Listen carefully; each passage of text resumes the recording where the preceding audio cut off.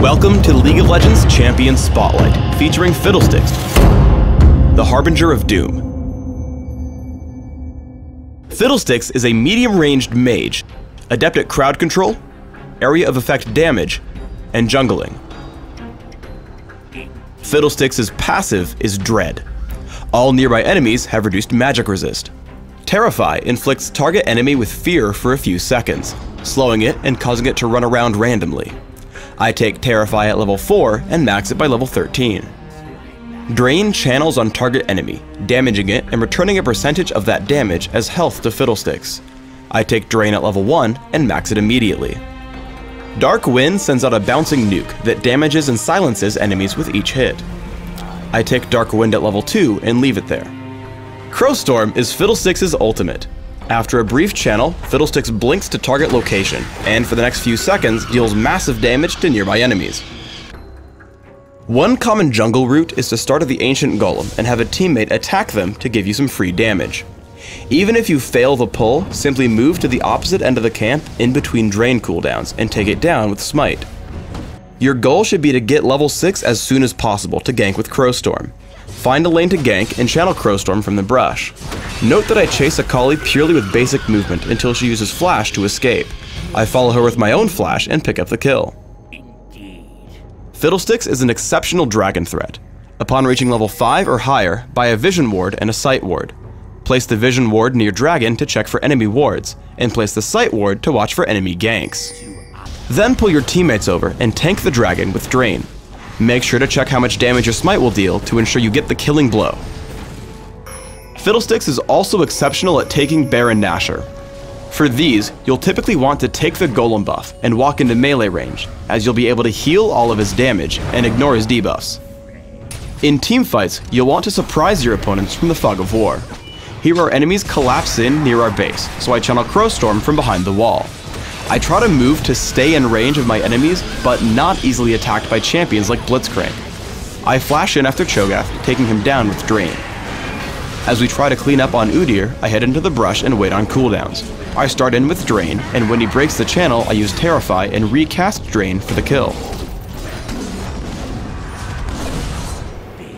Constantly think about casting over walls, even when simply walking around the map. As my team meets up near our jungle, I stay about one screen away toward the right side. As our enemies pile in to fight my teammates, I Crowstorm over the wall and immediately cast Dark Wind, then Terrify, then Drain. Pay special attention to your health bar. As soon as you start to take damage, activate Zhonya's Hourglass. As a result of excellent positioning, we take 3 kills for only 1 death. At higher levels of Drain and with some ability power, you can solo the dragon even without Golem buff. In this instance, it's safer to drain it from the back of its cave, attacking in between drain cooldowns. If your opponents try to gank you, just flash backward over the wall. Even with the element of surprise, some champions are excellent counters to Fiddlesticks. Here I get the drop on 4 opponents, flashing into the middle of them. Alistar makes the great play of headbutting me away from his team and keeping me there with Pulverize. While Lee Sin does fall, the rest of his team walks away alive. To ensure you can surprise your opponents, carry an Oracle's Elixir if you feel safe. This way you can always clear enemy wards to start your Crowstorm undetected. You also want to exercise patience in teamfights. Because Crowstorm is such a devastating move, don't feel rushed when using it. While a fight has broken out, I'm not able to hit more than 1 or 2 champions with Crowstorm. By looping around the side and waiting, I'm able to hit a larger group of enemies, forcing everyone to scatter while taking down Alistar and Lee Sin. Crowstorm is also easy to land when your opponents are playing defense. Here Annie, Pantheon, and Lee Sin are defending one of their outer turrets. Crowstorm over the wall forces them to run, but still picks up 2 kills, allowing us to push under their base for the win. Fiddlesticks is extremely dominant in early game Dominion. Anytime I see an opponent, I just cast Dark Wind, Terrify, and Drain in sequence. Every time I do this, I force Vladimir away, and run back into the minion wave to farm up gold and experience. As a result, one of his teammates comes in to help, but I still neutralize the Boneyard and pick up a kill before retreating. I go for a cooldown reduction centric build on Dominion, which allows me to use Crowstorm frequently. On my first use, I take down Kennen with Vladimir nearby. On low health, I head over to the quarry and grab a health relic. As Vladimir foolishly chases, I land Terrify into Drain, taking him down inside my capture point. Frequent use of Drain gives Fiddlesticks amazing sustain in close battles. I come down to support the quarry, casting Dark Wind before focusing Tryndamere with Terrify into Drain. After taking him down, I move on to Kennen despite my low health. Terrify and Drain deal significant damage, but he stuns me almost immediately. Thanks to my max cooldown reduction, Drain comes back off of cooldown and I take him down with Dark Wind into Drain. Even still, the battle isn't over, as Katarina comes in. I know her Shunpo outranges my abilities, so I head down toward the health relic to block her line of sight. As she nears, I open with Terrify into Drain. I regain enough health that I can tank her Shunpo into Death Lotus with about 200 health remaining.